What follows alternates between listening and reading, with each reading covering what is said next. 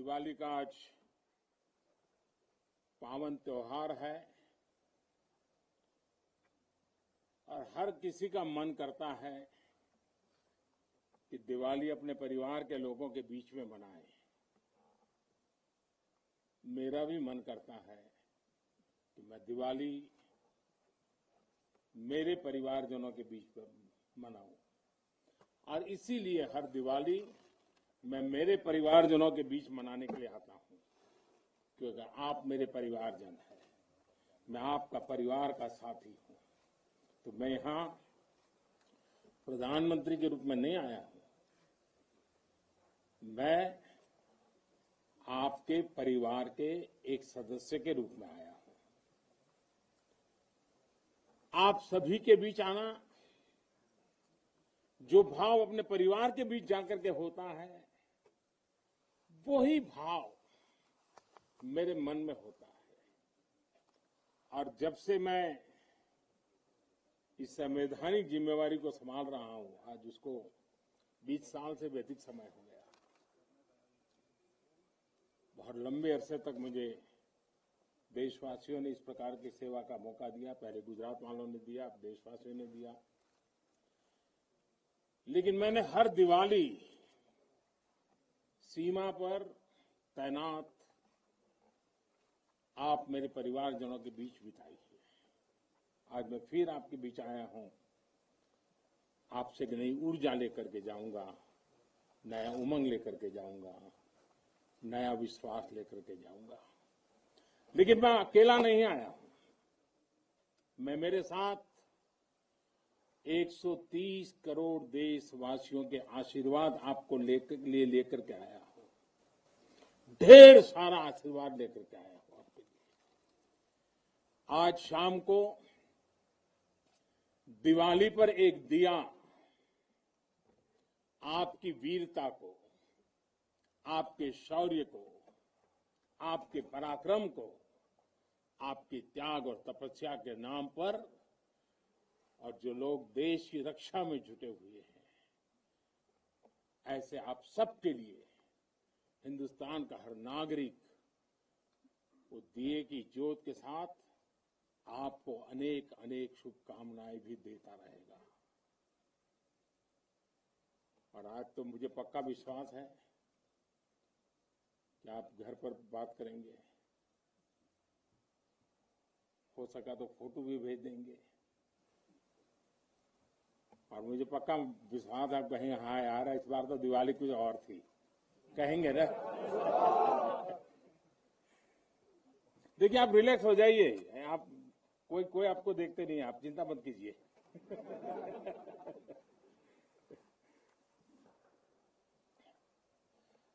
अच्छा, आप ये भी बताएंगे ना तो मिठाई भी बहुत खाई थी, नहीं बताएंगे तो बोलो ना।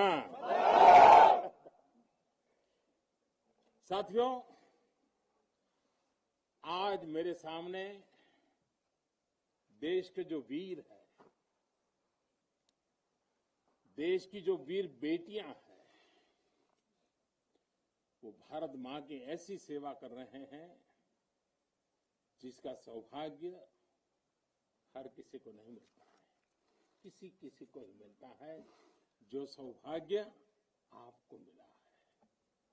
मैं देख रहा हूं, मैं महसूस कर रहा हूं, आपके चेहरे के उन मजबूत भावों को मैं देख रहा हूं। आप संकल्पों से भरे हुए हैं और यही आपके संकल्प, यही आपके पराक्रम की पराकाष्ठा करने की भावनाएं, चाहे हिमालय हो, रेगिस्तान हो, बर्फीली चोटियां हो, गहरे पानी हो, कहीं पर भी आप लोग मां भारती का एक जीता जागता सुरक्षा कवच है। आपके सीने में वो जज्बा है जो 130 करोड़ देशवासियों को भरोसा होता है, वो चैन की नींद सो सकते हैं। आपके सामर्थ्य से देश में शांति और सुरक्षा, एक निश्चिंतता होती है, एक विश्वास होता है। आपके पराक्रम की वजह से हमारे पर्वों में प्रकाश फैलता है, खुशियां भर जाती हैं, हमारे पर्वों में चार चांद लग जाते हैं। अभी दीपावली के बाद गोवर्धन पूजा, फिर भैया दूज और छठ पर्व भी बिल्कुल गिनती के दिनों में सामने आ रहा है। आपके साथ ही मैं सभी देशवासियों को नौशेरा की इस वीर वसुंधरा से इन सभी पर्वों के लिए देशवासियों को भी बहुत बहुत शुभकामनाएं देता हूं। देश के अन्य हिस्सों में बड़ी संख्या में लोग आज दिवाली का जब दूसरा दिन होता है तो नववर्ष की भी शुरुआत करते हैं, और हमारे यहां तो हिसाब किताब भी दिवाली से पूरा होता है और दिवाली के दूसरे दिन से शुरू होता है। खास करके गुजरात में कल नया साल होता है। तो मैं आज नौशेरा की इस वीर भूमि से गुजरात के लोगों को भी और जहां जहां नववर्ष मनाते हैं उन सबको भी अनेक अनेक मंगल कामनाएं उनके लिए देता हूं। साथियों, जब मैं यहां नौशेरा की पवित्र भूमि पर उतरा, यहां की मिट्टी का स्पर्श किया, तो एक अलग ही भावना, एक अलग ही रोमांच से मेरा मन भर गया। यहां का इतिहास भारतीय सेना की वीरता का जयघोष करता है। हर चोटी से वो जयघोष सुनाई देता है। यहां का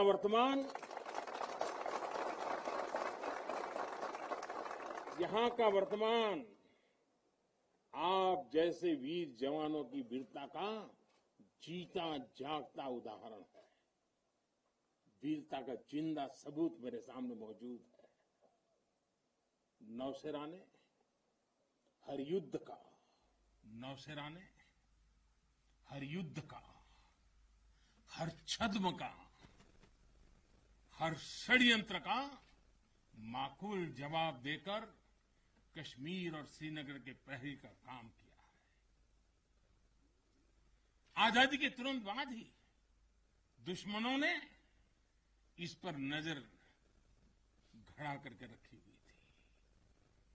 नौशेरा पर हमला हुआ, दुश्मनों ने ऊंचाई पर बैठकर इस पर कब्जा जमाने की कोशिश की, और अभी जो मुझे पूरा वृत्त वीडियो समेत सारी चीजें मुझे देखना समझने का मौका मिला, और मुझे खुशी है कि नौशेरा के जाबाजों के शौर्य के सामने सारी साजिशें धरी की धरी रह गई। दोस्तों, भारत माता की जय! भारत माता की जय! भारत माता की जय! भारतीय सेना की ताकत क्या होती है, इसका एहसास दुश्मन को शुरुआत के दिनों में ही लग गया था जी। मैं नमन करता हूं नौशेरा के शेर ब्रिगेडियर मोहम्मद उस्मान को, नायक जदुनाथ सिंह जी को, जिन्होंने देश की रक्षा के लिए अपना सर्वोच्च बलिदान दिया। मैं प्रणाम करता हूं लेफ्टिनेंट आर राणे को, जिन्होंने भारतीय सेना की जीत का रास्ता प्रशस्त किया था। ऐसे कितने ही वीरों ने नौशेरा की इस धरती पर गर्व की गाथाएं लिखी, अपने रक्त से लिखी हैं, अपने पराक्रम से लिखी हैं, अपने पुरुषार्थ से लिखी हैं, देश के लिए जीने मरने के संकल्पों से लिखी है। अभी मुझे, ये मेरा सौभाग्य था कि दिवाली के इस पवित्र त्योहार पर मुझे आज दो ऐसे महापुरुषों के आशीर्वाद प्राप्त करने का सौभाग्य मिला वो मेरे जीवन में एक प्रकार से अनमोल विरासत है।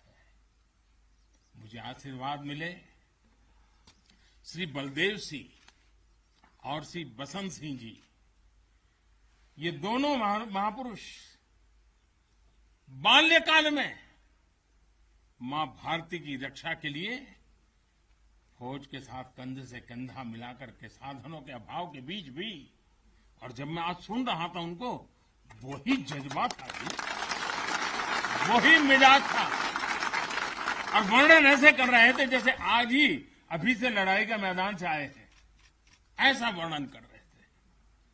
आजादी के बाद हुए युद्ध में ऐसे अनेकों स्थानीय किशोरों ने ब्रिगेडियर मोहम्मद उस्मान के मार्गदर्शन से बाल सैनिक की भूमिका निभाई थी।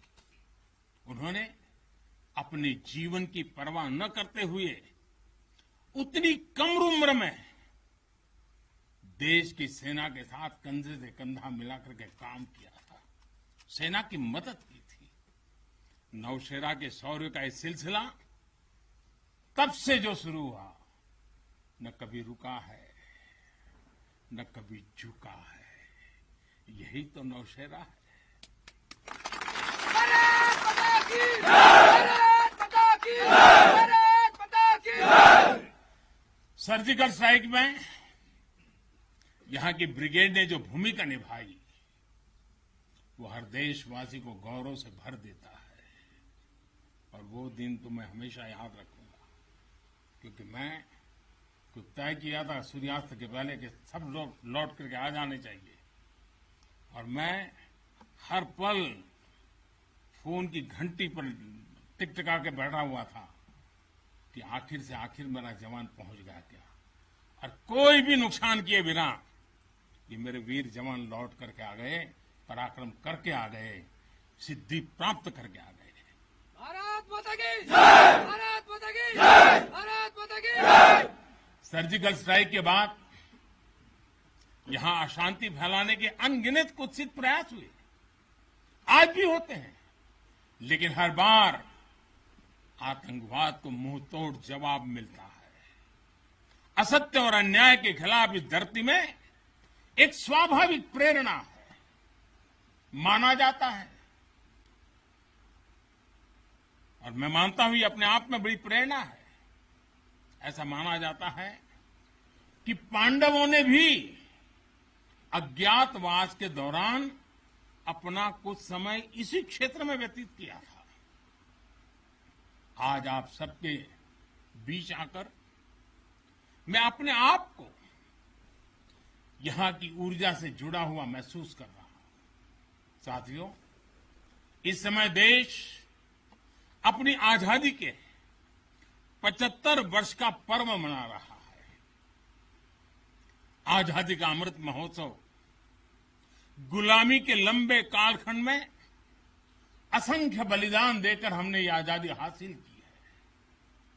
इस आजादी की रक्षा करने का दायित्व हम सभी हिंदुस्तानियों के सर पे है, हम सबकी जिम्मेवारी है।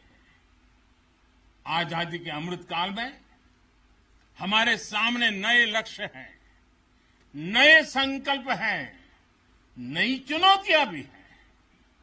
ऐसे महत्वपूर्ण कालखंड में आज का भारत अपनी शक्तियों को लेकर भी सजग है और अपने संसाधनों को लेकर भी।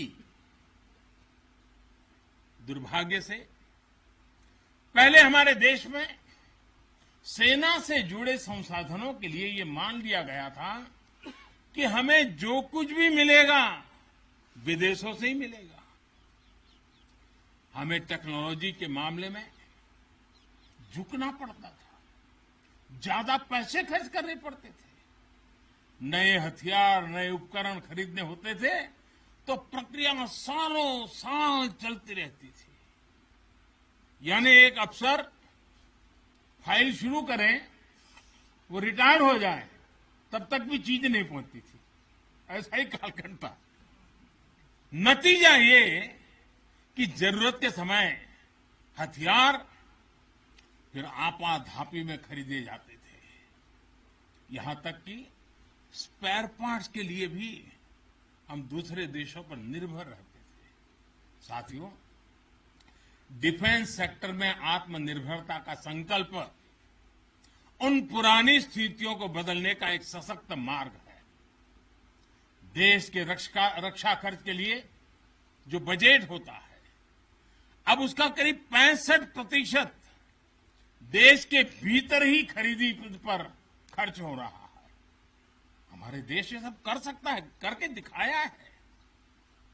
एक अभूतपूर्व कदम उठाते हुए अब भारत ने ये भी तय किया है कि 200 से ज्यादा साजो सामान और उपकरण अब देश के भीतर ही खरीदे जाएंगे।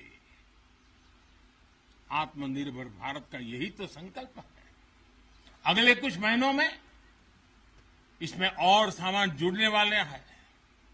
देश को आत्मनिर्भर बनाने वाली ये पॉजिटिव लिस्ट और लंबी हो जाएगी।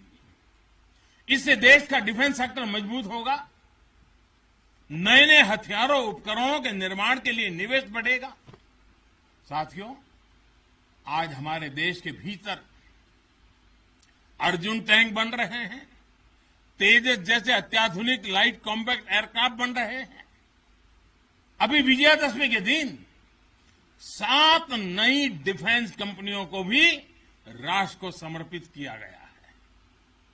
हमारी जो ऑर्डिनेंस फैक्ट्रीज थी, वो अब स्पेशलाइज्ड सेक्टर में आधुनिक रक्षा उपकरण बनाएगी। आज हमारा प्राइवेट सेक्टर भी राष्ट्र रक्षा के संकल्प का सारथी बन रहा है। हमारे कई नए डिफेंस स्टार्टअप्स आज अपना परचम लहरा रहे हैं। हमारे नौजवान 20, 22, 25 साल के नौजवान क्या क्या चीजें लेकर के आ रहे हैं, गर्व होता है। साथियों, उत्तर प्रदेश और तमिलनाडु में बन रहे डिफेंस कॉरिडोर इस स्पीड को और तेज करने वाले हैं।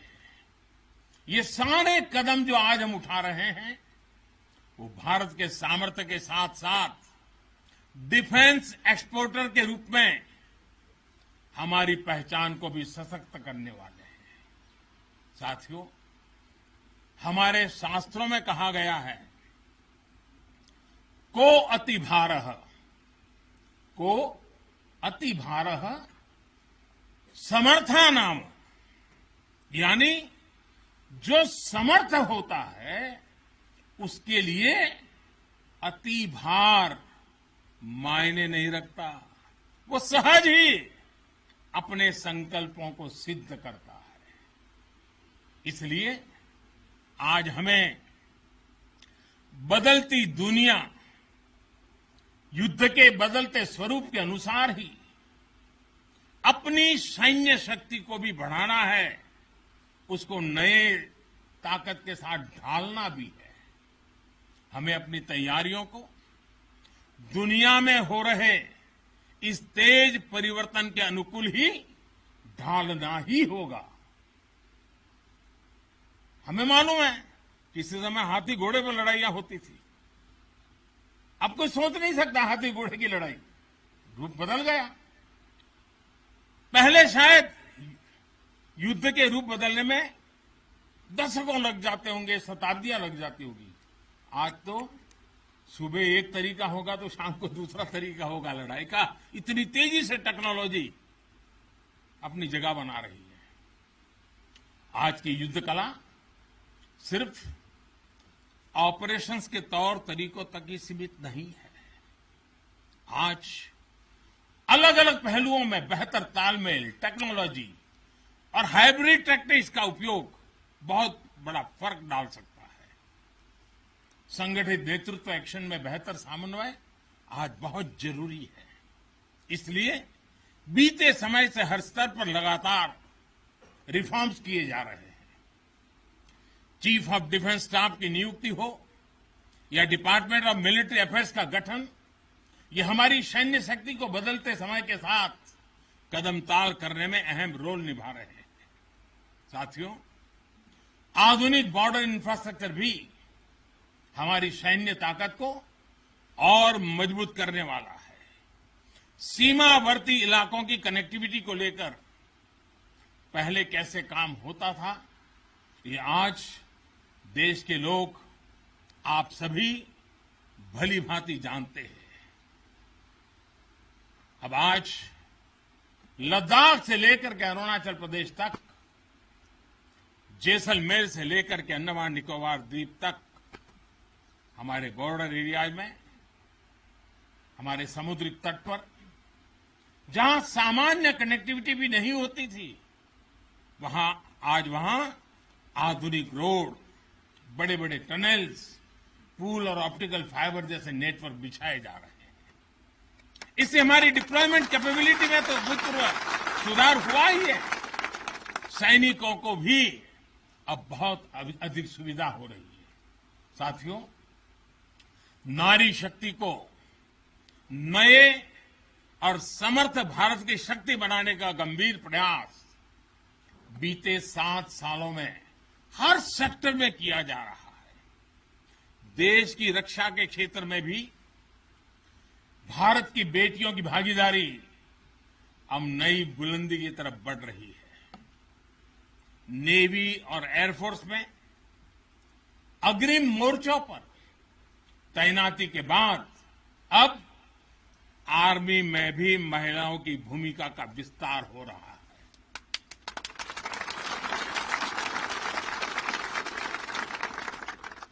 मिलिट्री पुलिस के द्वारा बेटियों के लिए खोलने के बाद अब महिला अफसरों को परमानेंट कमीशन देना इसी भागीदारी के विस्तार का ही हिस्सा है।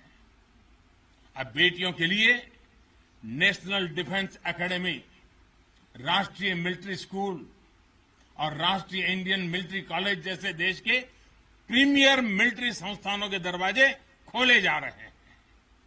इसी वर्ष 15 अगस्त को मैंने लाल किले से ये भी घोषणा की थी कि अब देश भर के सभी सैनिक स्कूलों में बेटियों को भी पढ़ाई का अवसर मिलेगा। इस पर भी तेजी से काम शुरू हो गया है।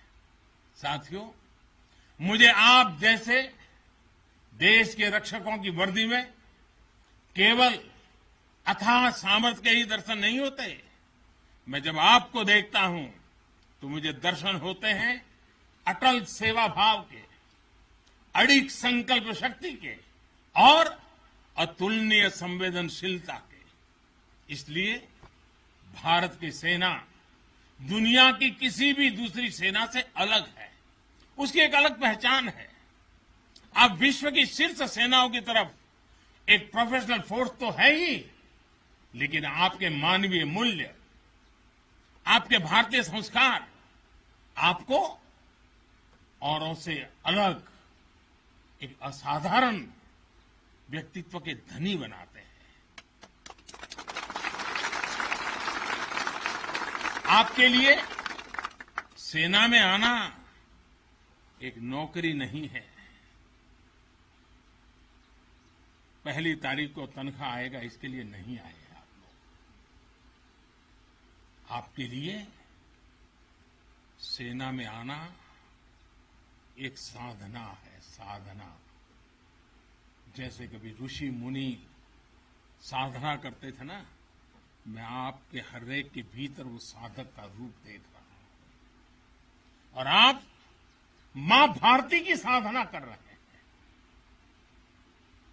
आप जीवन को उस ऊंचाई पर ले जा रहे हैं कि जिसमें 130 करोड़ देशवासियों की जिंदगी जैसे आपके भीतर समाहित हो जाती है। ये साधना का मार्ग है। और हम तो भगवान राम में अपने सर्वोच्च आदर्श खोजने वाले लोग हैं। लंका विजय करने के बाद भगवान राम जब अयोध्या लौटे थे तो यही उद्घोष करके लौटे थे, अपि स्वर्णमयी लंका न मे लक्ष्मण रोचते, जननी जन्मभूमिश्च स्वर्गादपि गरीयसी। यानी सोने और समृद्धि से भरपूर लंका को हमने जीता जरूर है, लेकिन हमारी ये लड़ाई हमारे सिद्धांत और मानवता की रक्षा के लिए थी। हमारे लिए तो हमारी जन्मभूमि हमारी है, हमें वहीं लौटकर उसी के लिए जीना है। भारत माता की जय। भारत की भारत माता की। और इसलिए जब प्रभु राम लौटकर आए तो पूरी अयोध्या ने उनका स्वागत एक मां के रूप में किया।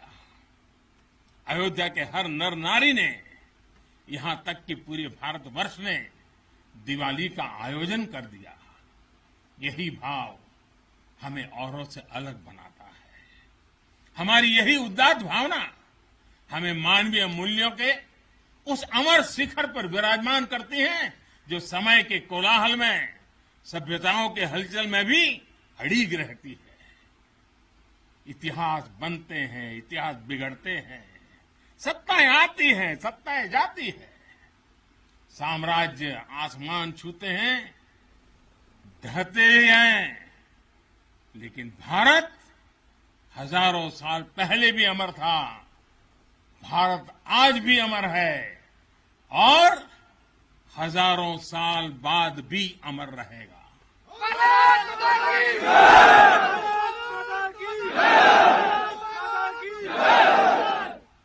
हम राष्ट्र को शासन, सत्ता और साम्राज्य के रूप में नहीं देखते।